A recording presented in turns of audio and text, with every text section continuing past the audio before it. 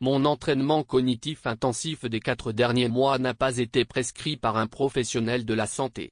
C'est plutôt grâce à la bienveillance, la capacité d'analyse complexe, la forte intuition et l'audace de ma nièce Lynn Robichaud, que j'ai pu progresser rapidement.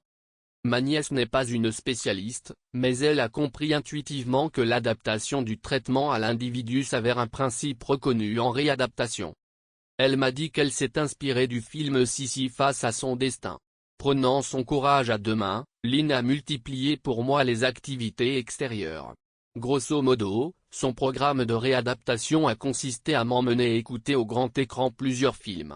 Sachant que j'apprécie la musique, elle a ciblé des films portant spécifiquement sur des musiciens célèbres, comme Monsieur Aznavour, un parfait inconnu à propos du musicien et chanteur Bob Dylan, Maria Callas, et prodigieuse à propos de jumelles pianistes.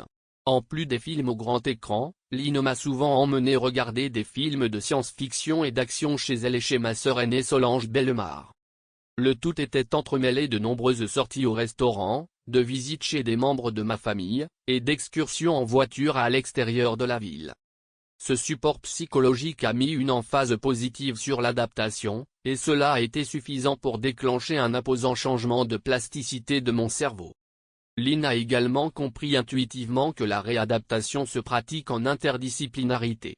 Les rôles de chacune des personnes avec qui elle me mettait en relation étaient intimement reliés à ceux des autres. Cette multiplicité et interdisciplinarité semblent s'être aussi transposées dans mon cerveau.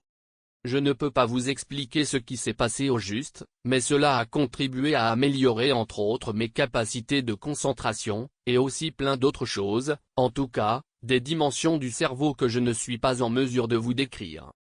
Avec du recul, après 4 années de convalescence, je réalise que cette épreuve, qui a profondément bouleversé mon existence, peut être considérée comme un mal pour un bien.